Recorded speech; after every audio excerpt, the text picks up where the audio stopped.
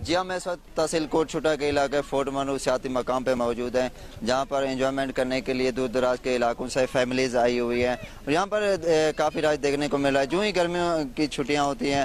اس کے علاوہ بھی سنڈے اور ویکینڈ کو منانے کے لیے یہاں پر کافی فیملیز آتی ہیں اور انجوائمنٹ کرنے کے لیے آتے ہیں۔ تو یہاں پر سہولیات کی بھی کمی ہے، اور فورٹ منو ڈیولپمنٹ اتھارٹی جو ہے نا، یہاں پر جو فنڈ ملتے ہیں وہ بھی غائب ہو رہے ہیں۔ ہمارے علاقہ مکینوں سے بات ہو رہی تھی تو ان کا کہنا تھا کہ حکومت ان کو لاکھوں روپے ماہانہ دیتی ہے، وہ بھی غائب ہو رہے ہیں۔ تو ہم اس وقت پارک میں موجود ہیں، جہاں پر میں آپ کو یہ بتاتا چلوں کسی قسم کی کوئی سہولیات نہیں دی جا رہی ہیں۔ ہم اس وقت فورٹ منو پارک میں موجود ہیں، ہمارے ساتھ اس وقت شہری موجود ہیں دور دراز کے علاقوں سے، یہاں پر انجوائمنٹ کرنے کے لیے آئے ہوئے ہیں۔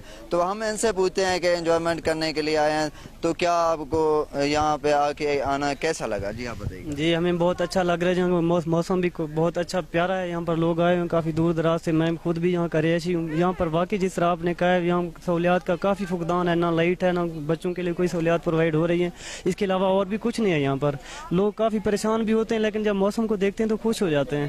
باقی یہاں روڈ وغیرہ بھی ٹھیک نہیں ہے، اور لائٹس کا پرابلم بھی ہے، پانی کے مسائل بھی نظر آ رہے ہیں۔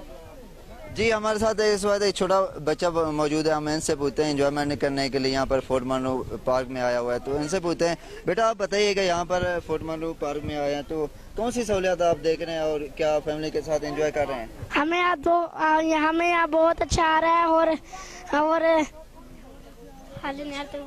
ہاں جی، اس بچہ کو شرمائی گیا ہے تو اس کا یہی کہنا تھا کہ ہمیں فیملی کے ساتھ آئے ہیں تو ہمیں کافی مزہ آ رہا ہے۔ تو ان کا یہ بھی کہنا تھا کہ ہم دور دراز کے علاقوں سے ہیں اور کافی انجوائمنٹ محسوس کر رہے ہیں۔ جی